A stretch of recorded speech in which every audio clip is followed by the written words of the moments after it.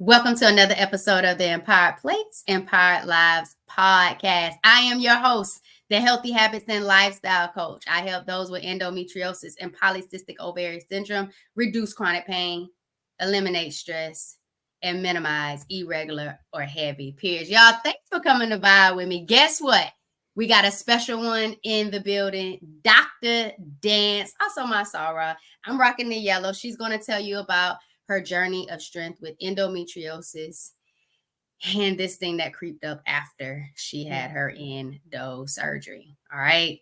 But y'all already know.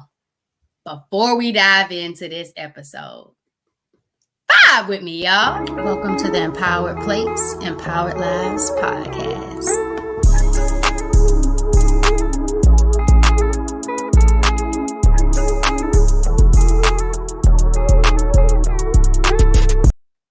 Yo, Dr. Dance, how you feeling today? I'm feeling amazing. I'm feeling so excited. As though you should. As though you should. Man, thank you for coming on to the Empowered Plates, Empowered Lives podcast. Let's just go ahead and dive into this thing. So we were talking before, and it was this thing called endometriosis. And you said you had a whole bunch of pain, but it was this endometriosis surgery that led into a whole nother issue. Let's just go straight into that, because I want to get my mind right around this conversation, and then we're gonna take it on up. So just start me there.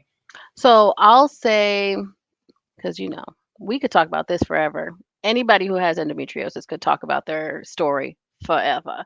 But for me, I will say the short version, I've had 6 surgeries. And the first one was like a look around, and then the other ones were trying to, help with pain management. And I've seen experts, we've paid out of pockets, we've gone out of network, I've done it all. And then this 6th surgery, and I think this is maybe my first time talking about it publicly. This 6th surgery, I had my uterus removed because it was so bad. And the endometriosis was now adenomyosis plus this, plus that. And I just couldn't take it anymore. And so it's been a year. I still have my ovaries, but I have been pain free for a year, which seems like mind blowing because I was diagnosed 20 years ago. So the idea that I spent 20 years in pain and now to have a year where I'm like, "Oh, I'm doing things I, like, couldn't do for years, and now I'm, like, finally feeling lifted." There was, like, some blurry time in the middle where I had a surgery, and then, when you're resting, recovering from surgery, you're laying down, you're chilling out on the couch, and I was on birth control, and I got a blood clot, and I almost died. And I didn't realize, like, blood clots were as serious as they were until after I had a blood clot, and they were like, 1 in 4 people die, and I was like, "Oh, thank you, Jesus. I didn't die." And then it happened again. I got another blood clot like 4 or 5 years later, and I was like, "Okay." I really thought I was gonna die. I was like, "This is it." But I'm still here, and I'm so grateful. Like, I will never take life for granted because to, like, bypass near-death experiences more than once, you're like, "Oh, I'm grateful. Grateful for this body. Anything my body can do now, I'm just grateful." If all I have is, like, an arm wave, that's fine. I'm grateful. But, like, taking a deep breath, I'm like, "Oh, yeah, I couldn't do that once." So, like, grateful. Yeah. That's my short version. I absolutely love that, because that went straight into a mindset of Mm. gratitude, a Mhm. gratefulness, because you know what it could have looked like had you Yeah. been the other number in that statistic. Mhm. And they Mhm. always say, endometriosis is so common. It's, 1 in 10 people have endometriosis. It's just rarely ever diagnosed. People don't know what's going on. They think that all Mhm. these symptoms that are endo symptoms are normal, or are told that it's normal. But Mhm. for you to have 6 endometriosis surgeries, and we Mhm. can call some of them exploratory surgeries, and to get that blood clot, you believe that the blood clot came from the surgery? Well, I want to be careful. Not necessarily, but blood clots come most often when you're not moving, you're sedentary. You're just you're just chilling out, you're not stretching your legs, and that's one way. It also comes from oral contraceptive, like birth control, the estrogen and birth control pills or hormone replacement therapy, like all of those things also increase your risk. I am a black woman. I am plus size. All of those things increase our risk of illness. And so I think what they say sometimes, doctors will say I had the perfect storm. Too many things going on at once. And that's kind of what. So I won't blame endo, but like, I don't know, maybe if I never had that surgery, I would have been okay. But it's all right. That's my story. It's part of my story. It's okay. It is. And I think what happened with the blood clot thing? Like, how did you even know it was a blood clot? And for Mm, you to know it that first time, when you got it the second time, like, what did that response look like? yeah. So I will say my mother is the saving grace here because she had had a blood clot before me, like, years ago, and so when I said I was short of breath and I was having, like, pain in my back, I couldn't get comfortable, I thought I was having an asthma attack, but I also thought I had gas. She was like, "Mm-mm, nope, we're going to hospital." And so she made sure, like, I went to the hospital both times. Even that second time, I was like, "This feels familiar, but probably isn't the same thing again." She was like, "I'm picking you up. We're going to the hospital." Like, she knew. And when I got there, they did like a CAT scan, they did some blood work, and I just remember a doctor. I was like heavily medicated, but a doctor came in and goes, "You're just like your mom." And I love my mother. I adore my mother, but let me tell you, I didn't want to be like her that day. I didn't want a blood clot. But yeah, I mean, there was blood thinner medications that I had to be. I was in the ICU for a week. I had to take home oxygen one of the times. I was like on the oxygen machine in the house. Like, it was scary.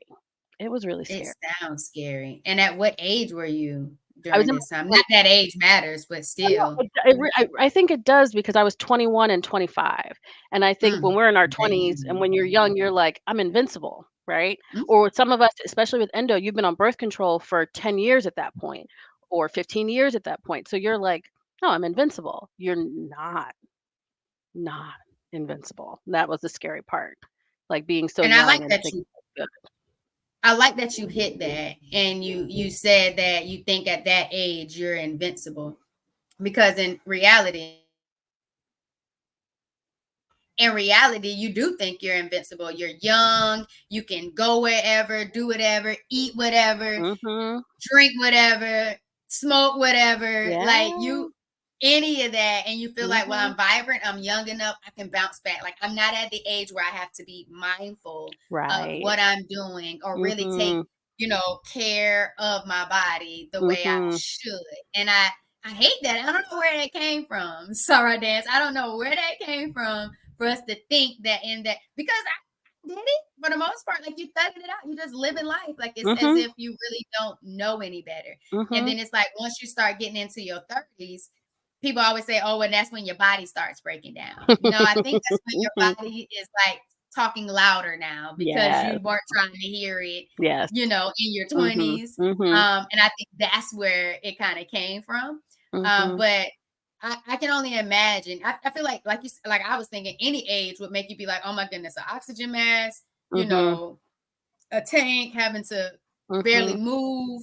Um, it sounds very alarming, and I can only imagine why now you're as grateful as you are if you could Mm. just raise your hand and Mhm. wave. But let's take it back to when you first started experiencing symptoms of Mm. endometriosis, and maybe that'll allow some people to say, have I experienced any of those things? Can I relate to her in regards to Yeah. that? What age were you? Take us back. So, I'm gonna say I was 11. I really feel like my first period, I didn't even go to school for like 3 days. Like, I was in pain from day 1 when my period came. And then even in middle school, I can remember being sent home for passing out in a bathroom, throwing up at school when my period came. I remember sitting in the middle school nurse's office. So I know it had to be at least, I mean, I had to be young when I started experiencing pain. But when your period comes, you're taught that cramps are normal. You're taught that, you may not feel like yourself, but I didn't know any other friends throwing up, passing out. And so I'm like, maybe not so normal. So by the time I was in high school and it was still happening, my mother was like, something's wrong, especially because I was starting to feel pain between periods. And so my mom was like, yeah, this isn't okay. And that's when I finally saw a gynecologist. I was 15 and I was diagnosed at 15, luckily, gratefully. I got you. I, Mhm. I think that is a beautiful point. You say we were taught that, sorry, Spencer agreed if you heard him. We were taught that, period pain is normal, Mhm. very And I normal. So but go it's to school not.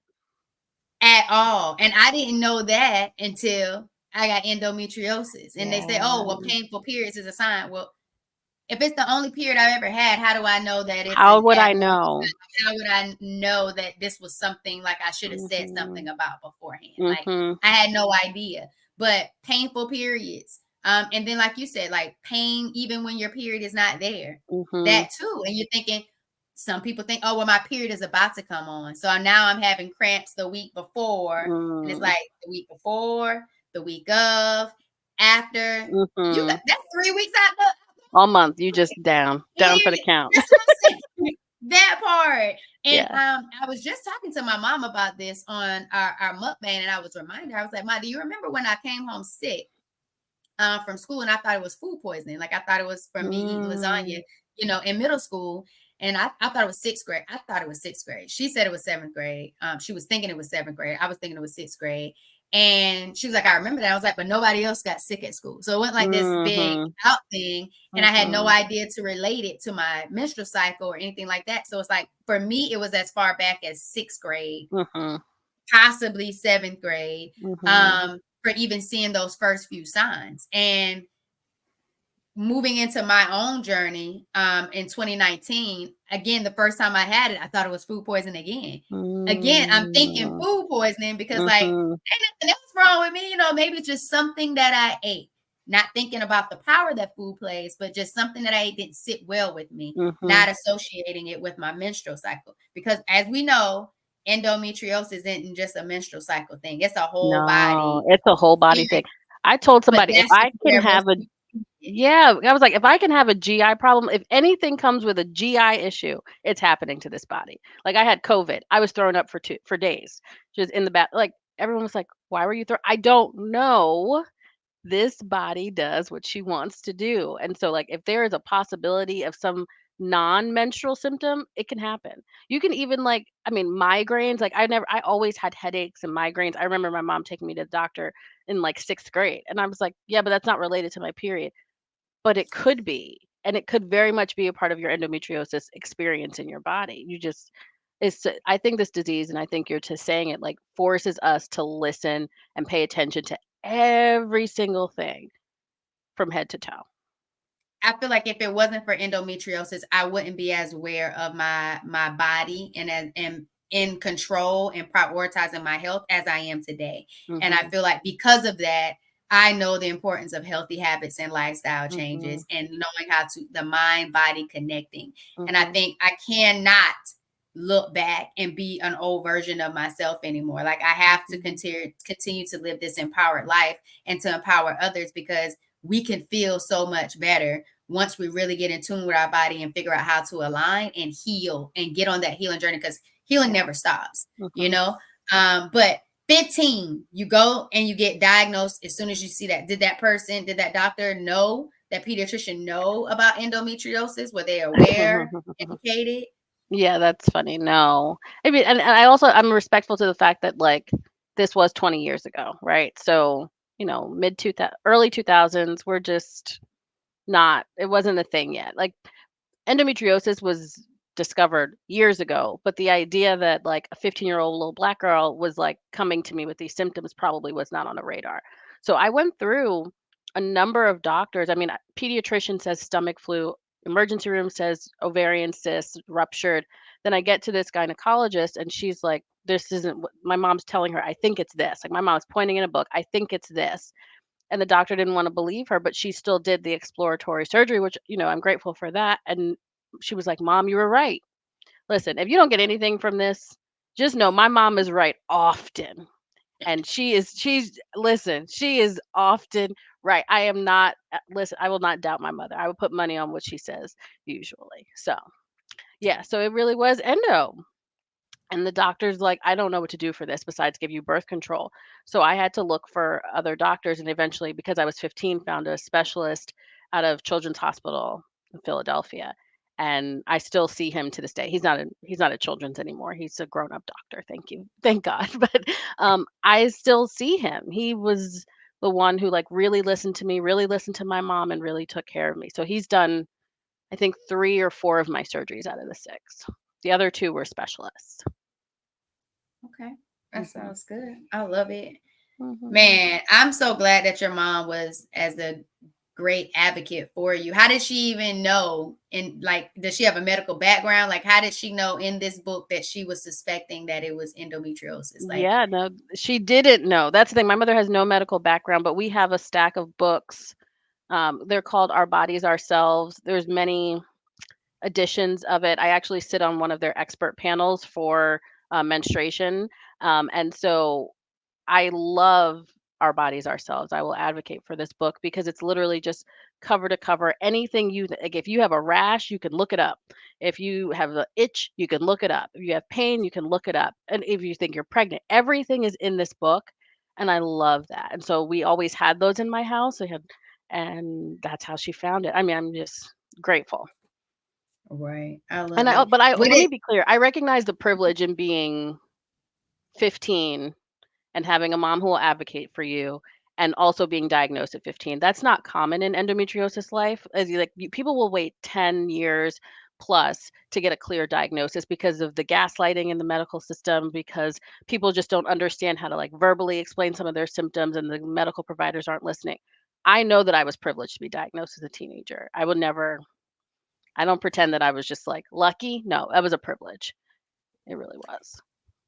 I agree with you with that. And I love it that you would say that it was a privilege to be diagnosed at 15 and have a mom that advocated for you and knew that your pain was not normal, and saw what you were going through. And I would say I too am privileged because it didn't take me 10 years Mhm. to be diagnosed as well. April of 2019, that's when I thought I had food poisoning, went to see my nurse practitioner.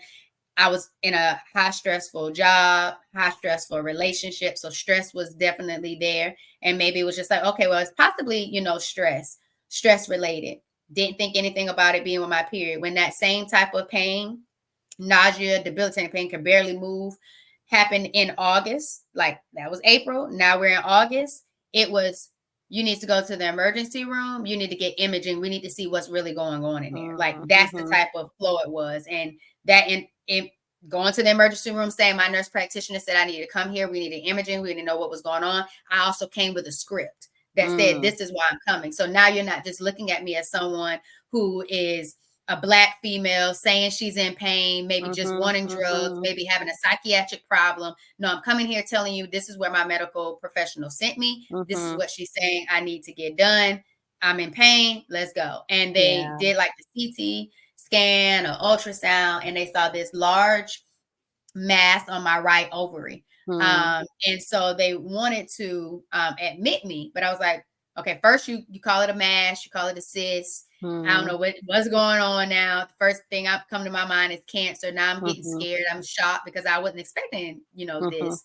Um, and I say I'm going to go see my OBGYN, and that's what I do. I go see my OBGYN. That I'm still not done with my privilege story. My Mhm. OBGYN says, do you want to have kids? Because you can be put on birth control. I'm not really feeling birth control. Never really heard a lot of good things about birth control. I don't want to just be putting something in my body if it's not going to really treat anything. Mhm. Mhm.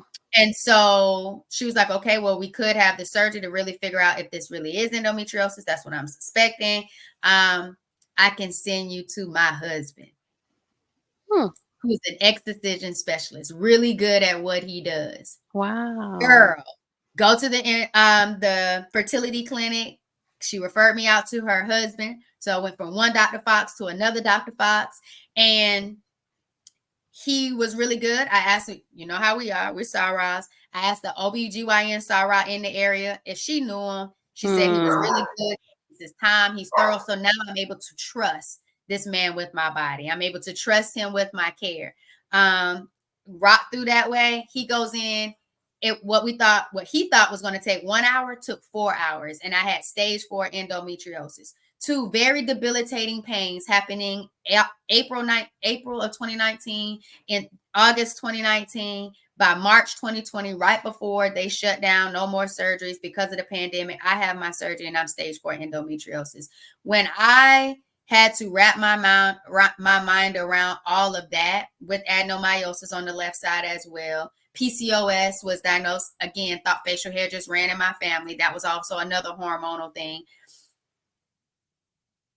It was a lot, but it was so good that I had people that cared about me from the beginning, that took me through a whole line of specialists to get me to an end result of a diagnosis, to then be able to say, okay, this is what it is. Now let me figure out what this really is, for myself. And seeing Endo Black, and I know you're an ambassador now, so congratulations for that. A nonprofit organization that's doing amazing advocacy work for endometriosis. I started seeing all the different comments, all the different things happening on her Instagram profile. And I was like, okay, these stories sound nothing like mine.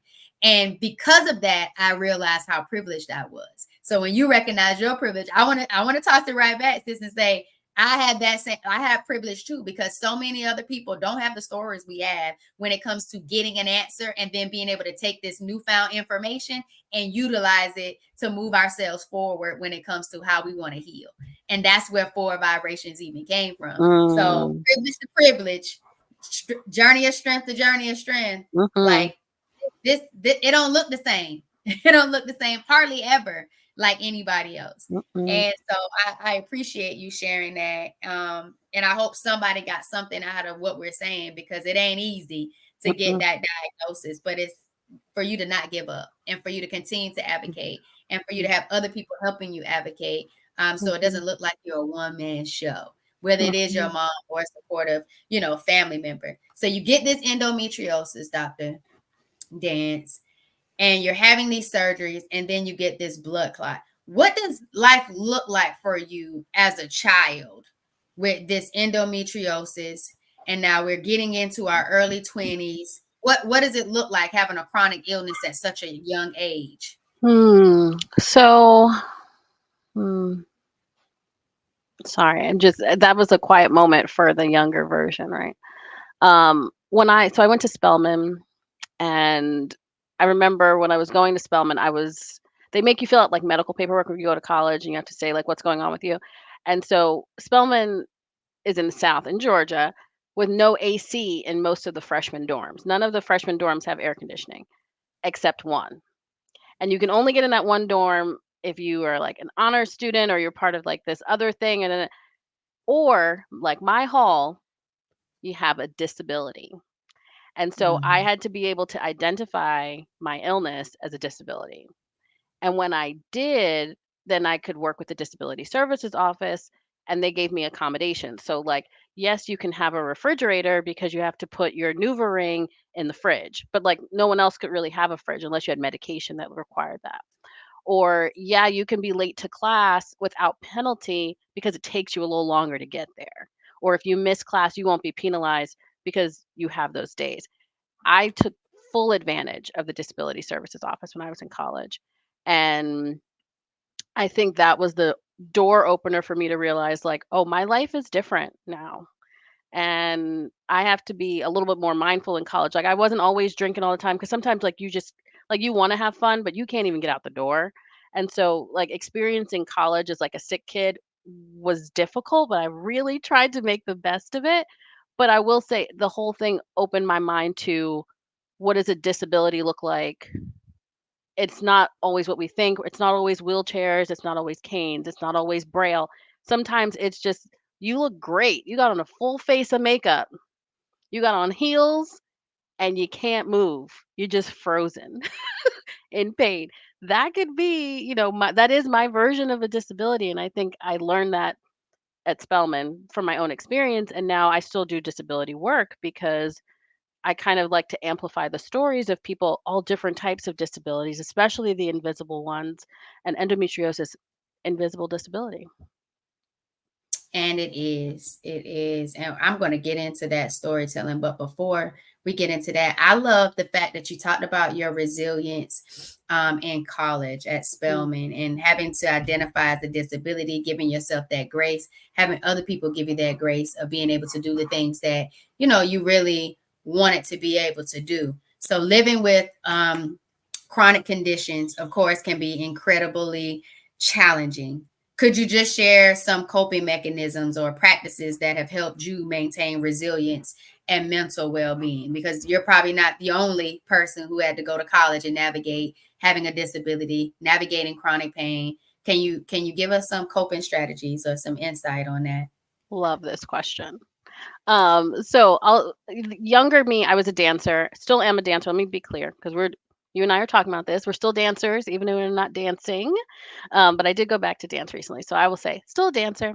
But I was a dancer, and so for me, dance was so healing, like just super expressive. But like I said, sometimes you can't move that body; you just frozen. So that's why a little arm wave was enough. Sometimes that's all I got in me.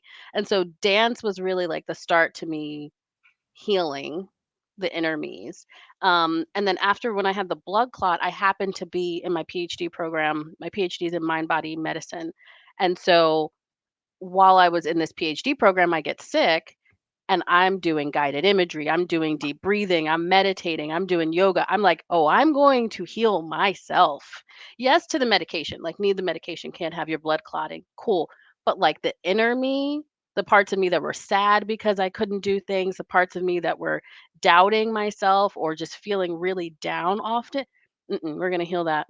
And even to like just increase my lung capacity again, that deep breathing like made a difference. So for me, coping is like and this is like shameless plug, but this is what it was. My dissertation for my PhD program was coping with endometriosis, non-invasive coping mechanism. So I used guided imagery. I wrote a guided imagery specific for endometriosis and shared it with other women and they loved it. It was very healing now. Where that research goes from here, whole nother story. But the idea that we can at least sleep better from meditating. When you have insomnia, you can sleep better or you can just feel a little warmth and a tingle as opposed to sharp pains. Like how our minds and our bodies are so connected, it still amazes me. And I love that you took this diagnosis, didn't define you with it, but you allowed yourself to truly explore a little bit more about it and how you can overcome and empower other people to find other tools that supports their success too. And I think, I don't know about you, but I feel like that's what makes me vibrate the most, like the highest, is knowing that I'm intentional about seeking ways that people with endometriosis, adenomyosis, polycystic ovary syndrome can still live a vibrant life and do it in a holistic way. You know, of course, like you got to take the medicine or the blood's going to be clotting, and you already know what that looks like if the blood clots. Like that makes perfect sense. But to be able to do that mind body, have that mind body connection, and to know like guided imagery, to me, it was the deep breathing, because in so much pain, your muscles are always constantly tense. And I realized even when my period's not even on, and it might just because of that adenomyosis as well, you're always at a knot.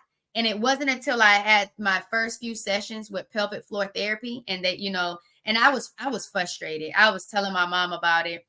She wasn't there, but I was telling her about it. And I felt so weak. Like when they want you to contract the muscles and it's not doing it. And I never knew that I wasn't able to do it like I should have been able to do it. I just sometimes felt the tears roll down my eyes because it's like, why aren't my muscles strong enough? What is making me weak? And at that moment, it was like, Giovanni, you have to get one with yourself and with your body. And that when the power of contracting and releasing and relaxing muscles came to me in pelvic floor therapy. And now when I hear people being in a lot of pain, it's like, give me some deep breaths, sis. Let strong, deep breathing and really relax. Try to stretch your legs out because we're good for staying in fetal position. But if you can stretch those legs out and get in some good deep breathing and give those muscles a time to really breathe and relax and let oxygen flow, even for a little moment, Dr. Dance, you're going to feel some type of relief because you're going to feel yourself get control over your body and actually allow your muscles to relax. So when you said that, and with the insomnia too, for me, it was the ashwagandha, being able to get something to really help calm me down while I'm laying down allows me to even breathe the deep breathing and relax to where I'm not thinking I'm in so much pain. What else do I need to do? What I have to do tomorrow? My mind is still going. It's just that moment to relax. And sometimes you need that help. So I love that you did that research. I love that you were finding holistic ways to really address and find coping mechanisms that work, because you don't have to have a prescription to help you with feeling better about yourself. You know what I mean? And to connect with your body. It starts with you wanting to connect with your body and not stopping until you get there. Because meditation isn't easy. Do you practice meditation? I do. And so It's talk a to lot us of about brain that you have journey. to. Yeah. So I will say while you were talking, I had to force myself to do the like my tongue was at the roof of my mouth, so like dropping your tongue from the roof of your mouth, dropping your shoulders, relaxing your glutes and your pelvis. And I was like, oh, I was even talking to you. I'm tight. And I'm like, why? Like just chill. Like just like That let was a that go. reminder for me to do the same Yeah, thing. it's a good reminder throughout the day. But like to your point about meditation, for me, I literally in my meditations will say, as thoughts come, let them come and let them go. Because you're in your quiet times. That's when you're like, I need to do laundry. Did I wash those dishes? Where's my cell phone? Like you're going through all that in your mind. It's like, as thoughts come and let them go. Because right now, my focus needs to be on me, on my breathing, on my healing. Everything else, I always say, if I do it in a work environment, I'm like, the emails can wait, the text messages can wait. But right now, it's for you and you alone. Like, I love just that now that I get it, that time with myself to take care of myself. I think it's so important. And I feel like once you realize, and it could be this intense type of health diagnosis that people receive, it's like you want to start prioritizing your health and you value it. And so now things that seemed a little like far fetched or just kind of out there and you just didn't have time for it, you now start making time for it and you realize how powerful it really is to deep breathe, to put yourself first, to quiet the mind, to reduce stress. We talk about that because it can be stressful not being in control. It can be stressful not understanding how to minimize your pain. It could be stressful not knowing when your period is going to go off because it's been on for so long. It could be stressful that you have to have 6 endometriosis surgeries instead of just one and figure out how now that it's done. Like stress is real, but it's really how you navigate and how you cope with life that really allows you to be powerful. And that's the whole point of why we're here. But speaking of power, Dr. Dan, speaking of power, let's talk a little bit more about storytelling. So you have had all these different types of experiences with disability, with endo, with blood clots. How have these experiences shaped your approach to writing and advocacy? Yeah. So I think it's a quote from Audre Lorde that says, like, my silence did not protect me, and your silence will not protect you. And I realized that, especially as a Black woman, I was realizing that people weren't talking about periods, let alone endometriosis. Like there was just so much stigma around the things that I was going through the most. And so I was like, let's break the stigma. Let's talk about it. Let's make people uncomfortable, but also make them think. And that's how it really started. Me being very honest, even with my friend group, that I was going through this really painful thing. And then once I had the blood clots, storytelling became a lifesaver because I realized I needed to share my story with as many people because if it could happen to me more than once, it can happen to anybody. And I share my story very candidly and very openly to the point that I can maybe count 5 people who have caught their blood clots early because of my storytelling. I think, I mean, 3 of my line sisters alone, which is really scary, but 3 of my line sisters had blood clots, and then they were like, "Thank you so much," because I wouldn't have known what to look for. So I'm like, this and now I'm realizing storytelling is a lifesaver for people. And so as a writer, of course, I'm actively sharing my story, actively sharing what's happened to me, but now I'm talking to other disabled people and getting their stories and learning from their experiences and seeing all the different ways that we can empower each other and educate our community just by simply sharing what happened to us one day. You know what I'm talking about? Like, just this is this thing that happened to me. Maybe it relates to you, maybe it doesn't. But like, there's so much power in sharing your story and reading and learning from other people's stories. So, yeah, so I write in that way, in that capacity. I mean, I write in different capacities, but that in particular is really powerful. I really enjoy it.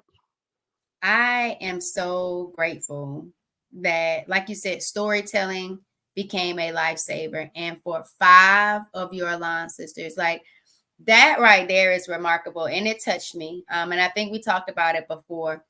I lost two of my Alon sisters in 2 years from cancer. And one was very fast. And I think it happened so fast that we couldn't even wrap our mind around what was actually happening. And then the second one, we were able to really be by her side and knock out, like just really help her be determined for those 2 years. And she was determined and she did beat it. It's just like when your body goes through so much fighting for 2 years, it can only do but so much after you've won that fight. And I'm so grateful for her. And what I believe that you are able to do was just kind of like you saved your sister's lives.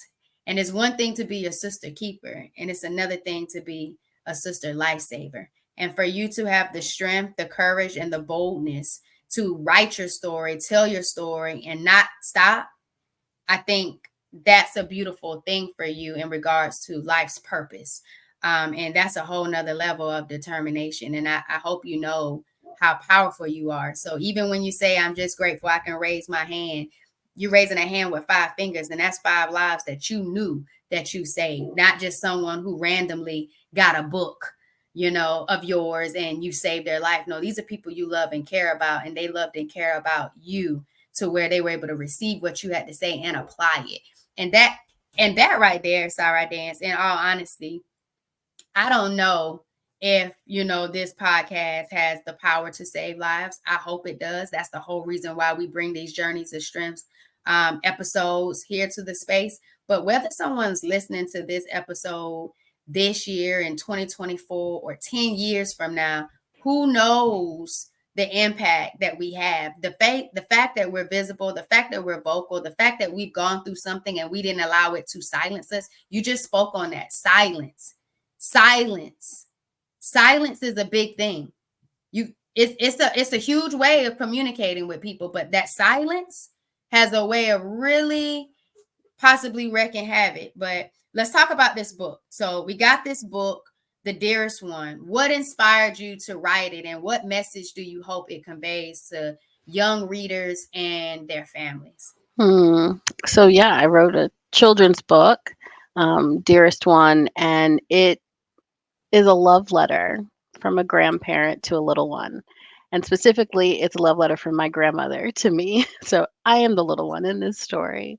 I never met my grandmother.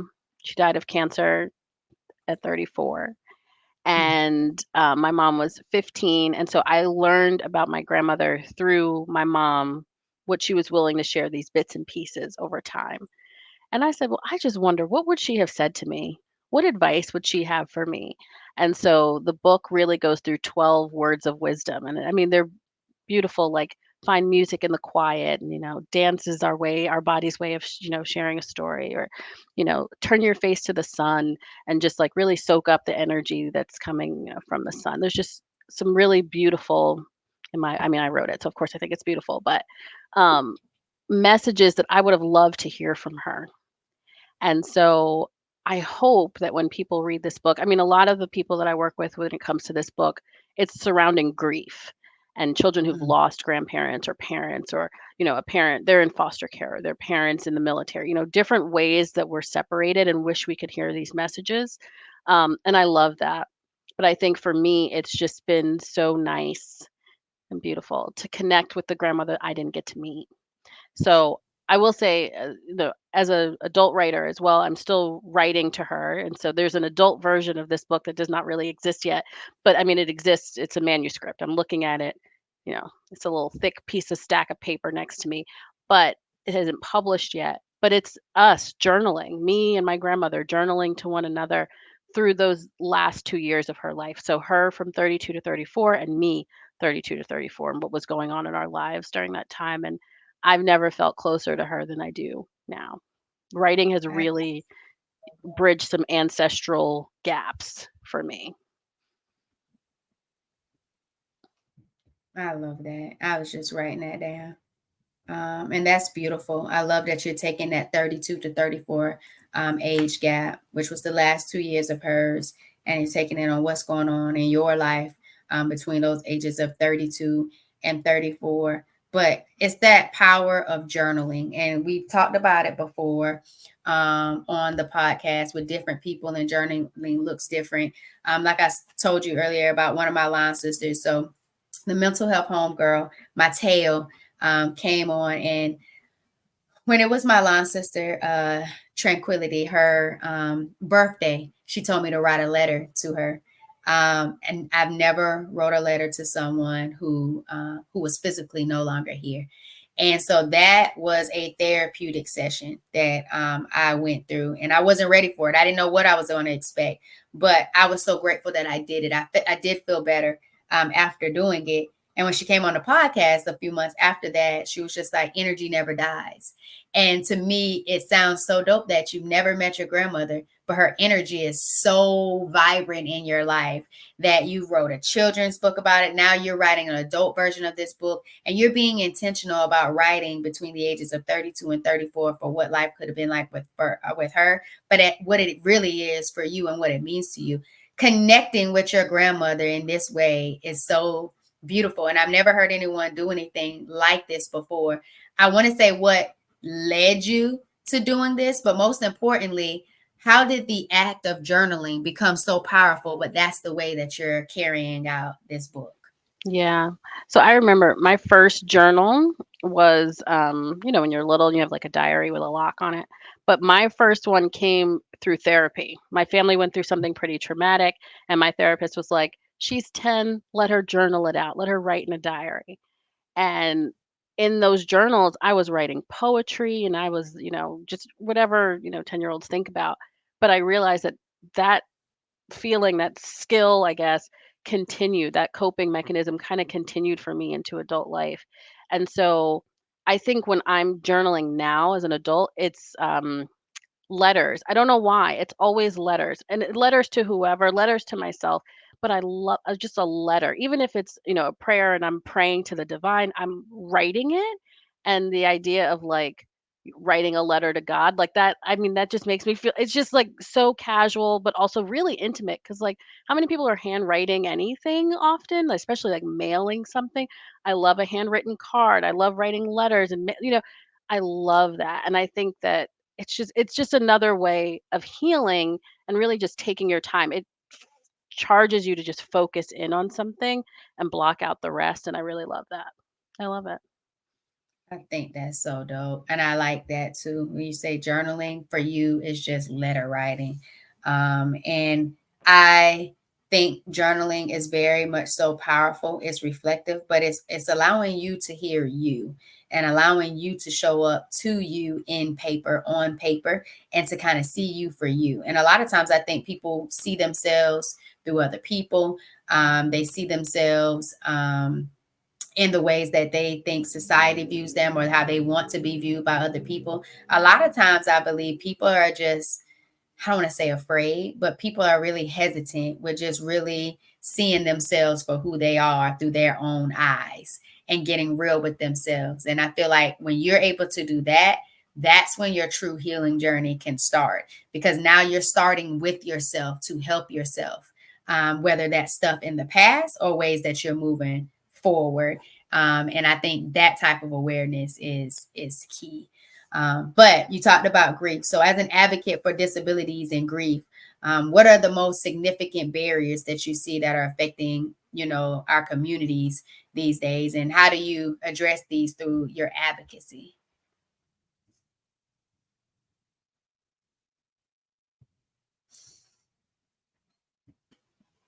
Okay. For anyone who's listening and she did not, for some reason edit that out, that was a coughing spell. and and a hot flash all in one. So I'm good now. No, Um, so I think for me, I don't know how to explain how I separate the two, but when it comes to grief in particular, mm-hmm. unfortunately, it's another lived experience, right? Like you don't know the heartache unless you experience it. However, I feel like I'm actively grieving my grandmother all the time. Never met her, right? But you can still like miss someone or wonder how they are or imagine who they were and feel sad about it or feel a longing, if that makes sense. And so I think it's possible, not necessarily answering your question, but just acknowledging for myself, it's possible to grieve someone you've never met. It's possible to to try and fill that void. And maybe that's what I'm doing when I'm writing, right? Just trying to fill a void, trying to heal and cope in my own way through all this writing. Um, yeah, I don't even know. I'm just honestly, your question just has me like thinking. What are you doing, Ariel? You're writing.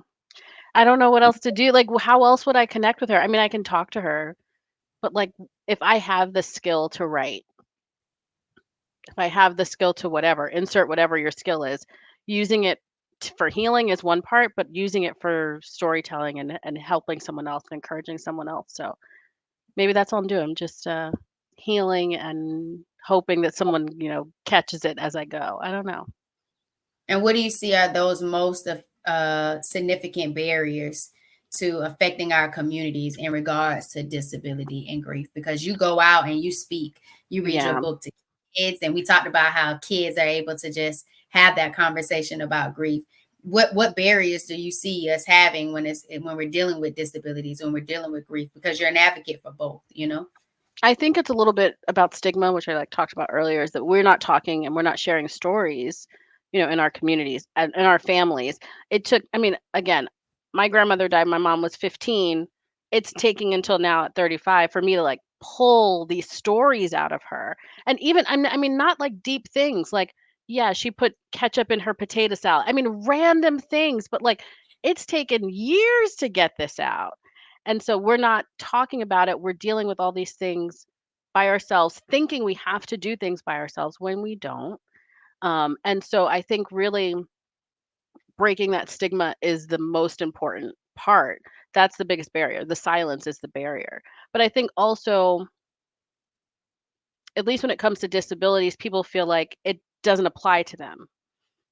That's not my story. I don't know someone with a disability, but you do. You just don't know you do. But like people think that, again, they're far removed from situations, and we're not. And my thing is like maybe you haven't experienced it, but you listening to these stories, you reading stories from disabled people, you learning about disabled experiences will allow you to help someone out. If you have a friend, granted, someone's listening to this podcast, you don't have endometriosis, but you listen to us talk about our experiences. And now when you're sitting with your girlfriends at brunch and they're talking about, oh, this period's so bad, I just got finished throwing up. Now you know something you didn't know before. And you can, now you do know a disabled person. Now you can help a disabled person. Things that you thought you were removed from. We're not. We're not. Agreed. And I like that you put that, like, because you're hearing our conversations, you're more aware. And that's Hmm. another reason why you share your journey of strength and we're out here being visible and vocal. We're showing that awareness. It's the nausea, it's the pain and the periods. For me, it was the painful bowel movements. Hmm. It's just different things that come about that you don't know exactly what it is because the body is so complex. But like you said, you don't have to, but it's in the storytelling that you're able to find true power and you're Hmm. able to truly be able to empower other people to be able to know what's really going on for them as well. And I think that's a big piece of it. Um, that's just what I think. But I don't know. I just feel like storytelling is beautiful.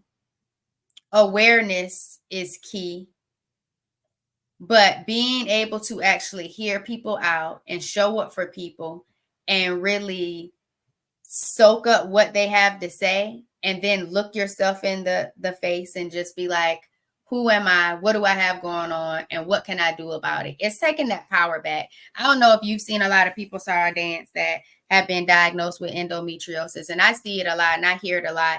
It's this realm of depression. It's this overwhelming thing because either one, they don't understand their body, they're upset at their body, they're not getting the help they need. So then we're thinking about how do you advocate for yourself when it comes to, the healthcare system.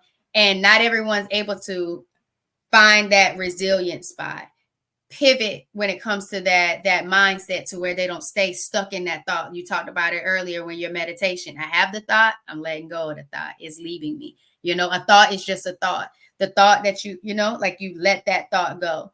But we were talking about it, and I really kind of want you to hit on the fact that we have people that are needing advocates in the healthcare space.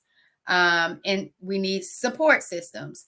Can you hit just a little bit on what advice you would give to someone struggling to advocate for themselves in the healthcare system?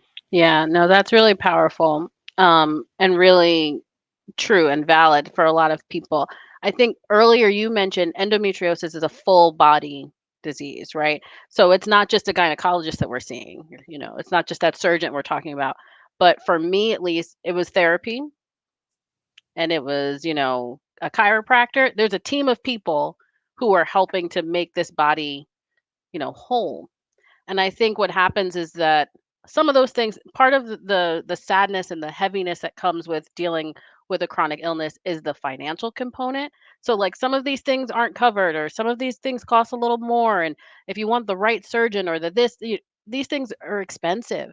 And I think we have enough things to worry about financially, but now to add your health as like another one of those financial burdens, I think that that really does take a toll on people. I would say my advice for finding a way to advocate for yourself is always to find your community. So we talked about Endo Black. I will always pump up Endo Black because that's, I mean, literally a community of Black women, all different walks of life. No one cares about your walk of life. No one cares about your salary. We're just Black women trying to figure it out. What's your journey? What's my journey? How can I help you? This is who I know in this area. This is what I heard about this doctor. Just fully feeding into each other and helping each other through this. So, part of it is finding your community, finding your people, talking to them, learning from them. And then the other part of it is you don't have to be alone. So, you mentioned, like, let's take somebody else to these appointments. People, if your doctors are only seeing this young Black woman complaining all the time, they aren't always going to believe you. That's just true. It's medical gaslighting. They're going to think that you're drug seeking or think that you're making it up. It's in your head. But you take that family member, that friend who's seen you down and can attest, no, I had to pick her up off the floor of the shower. This is bad. Fix it. Sometimes we need that backup. There's nothing wrong with having your support system with you at an appointment. It's helpful and it's empowering for you as well. So that's my experience, at least. I agree. And I love that you said that. Take someone with you. So it's not just your voice. Something that my mom was talking about on our Nourish and Flourish Vibes mukbang was we were talking about making sure to tell other people about your experience. So you might have to fill out a survey. You might want to talk to the charge nurse. You might want to take it above that. Someone's going to see that quality assurance survey and know what is really going on with you. A lot of times, we talked about this on another podcast episode about doing your research before you go to certain places. So you got a better idea of who really can help you. And then not stopping just because you go to one person and it didn't work out. Don't just give up on yourself. Like, just keep going and keep seeing people the way you need to see them in order to get the help that you need, because you're worthy of that help. You're deserving of that help, and you should get the relief that you need. So I love that you said that in regards to advocating for yourself and taking somebody with you so you don't have to do this thing alone, because you don't have to do it alone. And I love the power in numbers when it comes to support. You mentioned Endo Black, and I know you're an ambassador as well. The thing that I love about Endo Black when I went to the gala in October was I love that they celebrated all of these women in different areas, really trailblazing and really doing their own thing to make a footprint or to make a space of power happening in various areas in the nation, towards moving endometriosis forward, raising awareness, advocating, helping people on whatever level it was. And I think in that room, I felt invigorated. I felt empowered. I felt excited about, and normally you don't get those feelings when you get endometriosis, but it's the fact that you're vibrating on a level that says, we're going to do something about it. Now that I know it's found its space or place in my life, this is what I'm going to do with it. And instead of making it that depressing diagnosis, it's turning something in me to be a little bit more determined about how I live life, how I help other people live life, and how this isn't going to have anything over my life. You know what I'm saying? And I think that's the part, being in that room, being around those sisters. And we in a sisterhood already. So we already know how it feels to be around powerful Black women in a space and what that just does to your spirit. You know what I'm saying? And so I wholeheartedly agree when it comes to that. But let's talk a little bit about your inspiration. Like, who has been your biggest inspiration or source of strength during some of your most toughest moments? I think people are going to get sick of me saying this. It's my mama. It's my mom. I mean, I just think I think because I have, 20 years of dealing with this, I think I immediately can go back to the teenage version of me crying in bed in pain and her just rubbing my legs because they were hurting. But she was just trying to calm me down, and her praying over me and her encouraging me even like as an adult, like when I decided to have my uterus removed, I was like, what does this mean for like motherhood, right?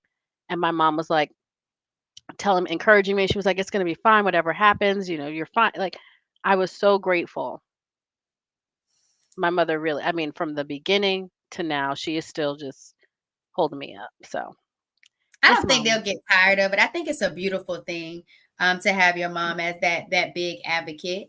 I feel like I haven't always heard moms. A lot of times I've heard dads, and I think that's been like the right. Like my dad wasn't in my life, but I really love the fact that these fathers are there. Like, we talked about Natalie. Natalie was on the podcast.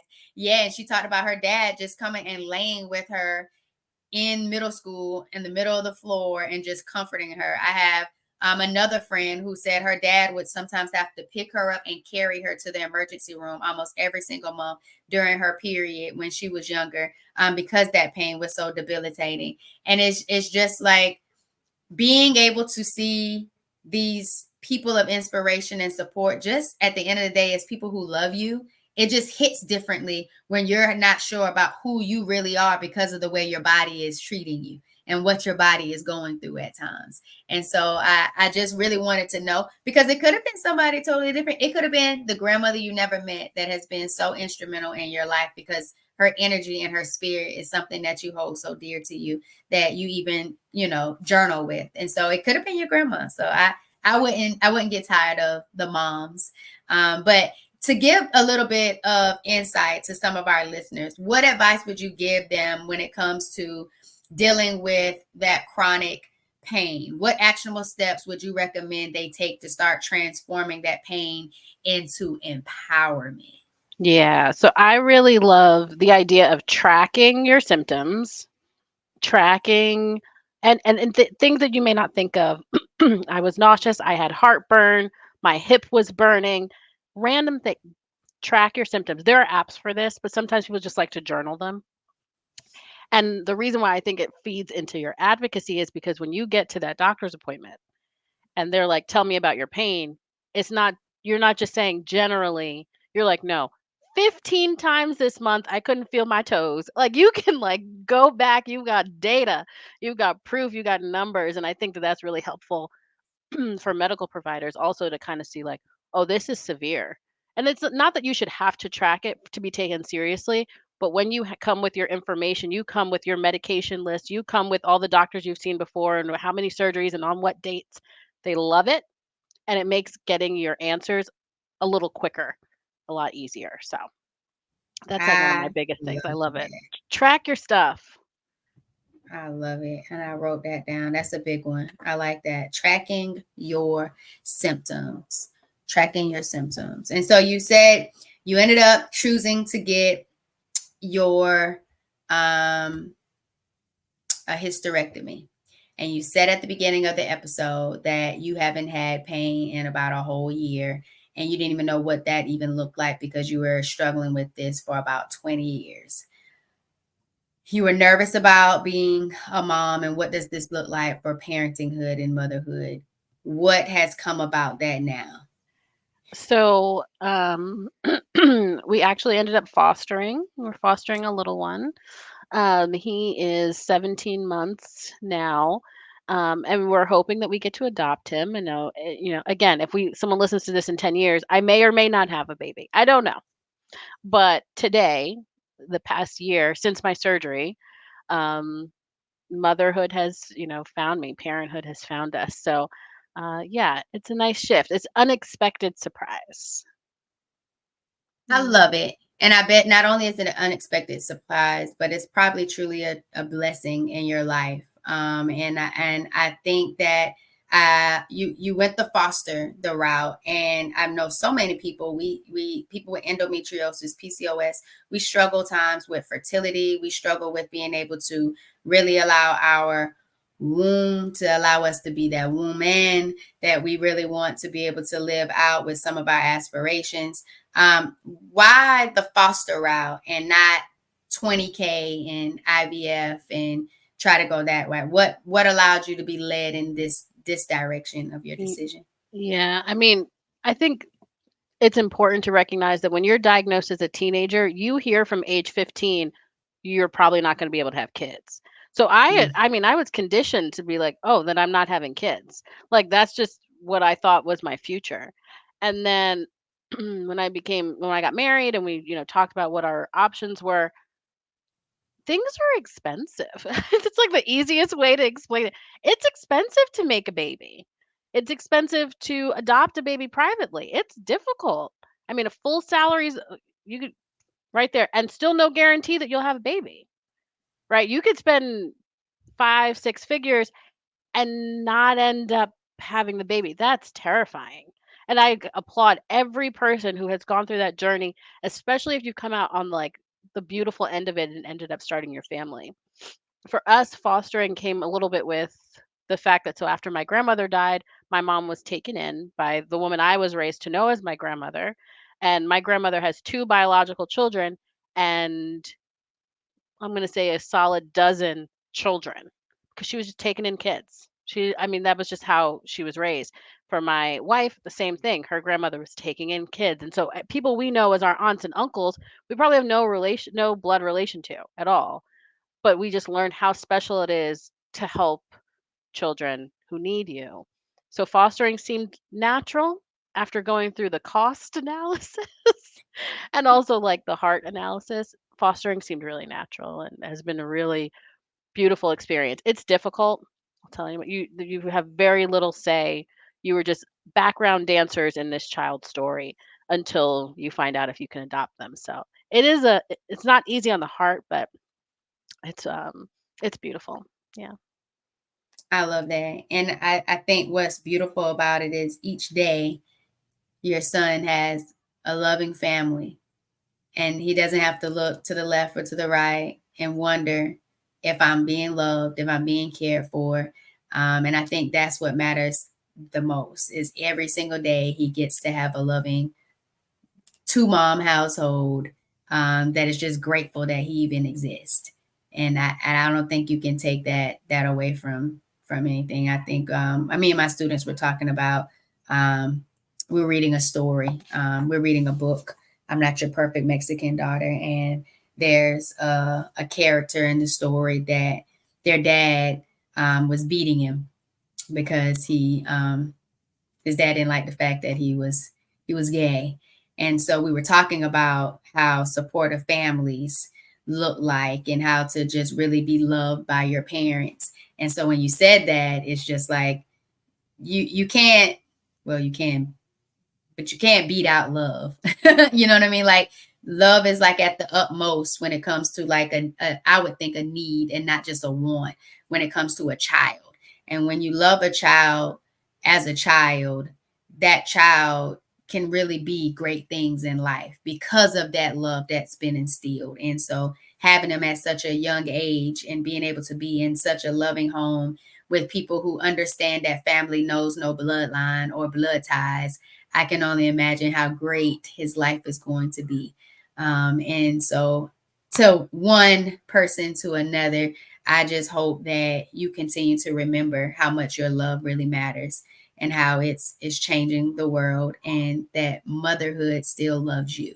And I hate the conditioning that you got at the age of 15, but we know when someone says endo or PCOS, in the back of our mind, the seed has been planted. We have no idea if we'll ever be able to naturally have our own child and what that looks like. But to be able to hear your story and to know what it looked like and to take this route, a child today needs love today, not tomorrow, 10 years from now, and when you're going to figure out how to get that salary worth of money to be able to get that child. So thank you for choosing to be a part of a good part of the system and to love a child the way a child needs to be loved double the time. Listen, you've had me near tears multiple times during this chat. I really appreciate it. It's Uh, any self-doubt that's lingering, it's a good like reminder just to hear it from someone else. So I appreciate that. I appreciate you too. So let's get into these last two questions. Ooh, These last okay. two questions. All right. So this is going out to the girl dads, the male role models, or the male partners of Mm, those with endometriosis and PCOS.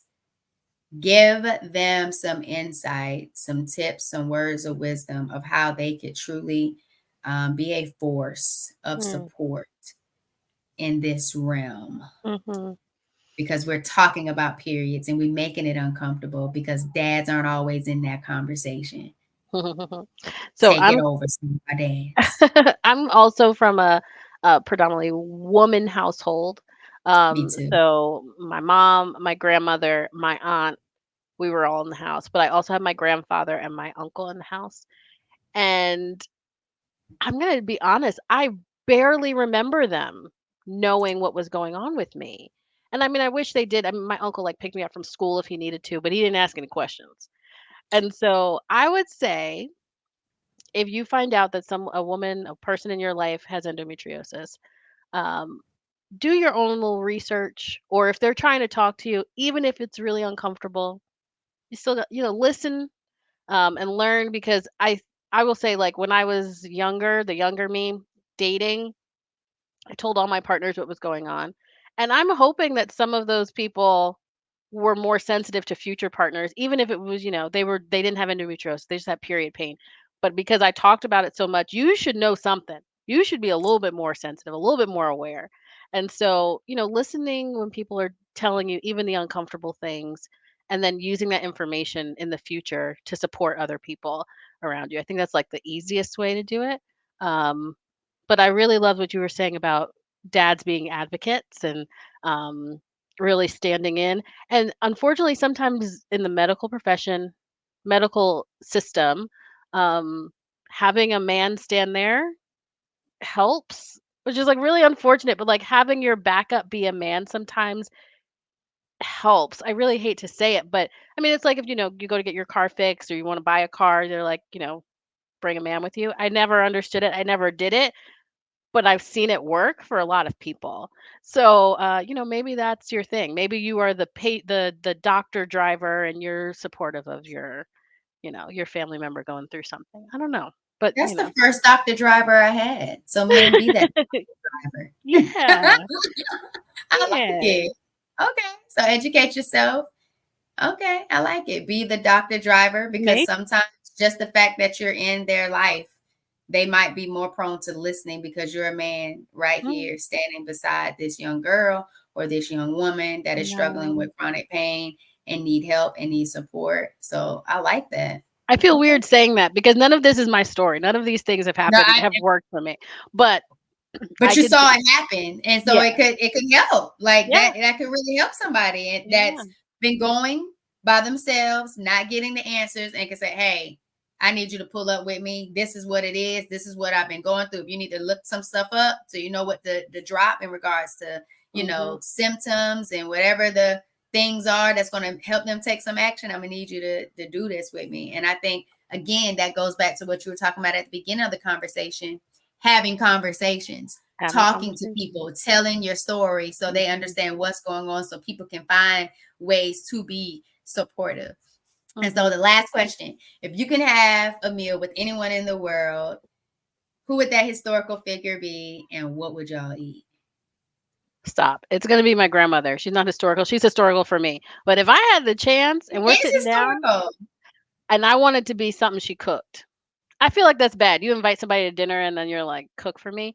But like, if you've never had your grandmother's cooking and you have an opportunity to sit with her and eat her food at the same time, is that. I want to know, like, cook for me, please. And you do know what your mom did your mom ever tell you what she liked to cook? Yeah, so my mother, because I'm writing this book, I've been asking my mom more questions. I mean, she gave me a menu. Her and my aunt, they were like, "Oh yeah, we would have this meatloaf, and she would fry pork chops." And I mean, they were just telling me everything. And I tried to take notes, and I was like, "Mom, what was your favorite thing?" And she said, "When we would all bake." So like baking together and eating Mm. yummies. So I'll So take a okay, cake. so I heard. So you want a cake? What kind of cake? Any cake? I mean, personally for me, funfetti, but I feel like she wasn't making funfetti in the 80s. So I'll take a yellow cake chocolate frosting.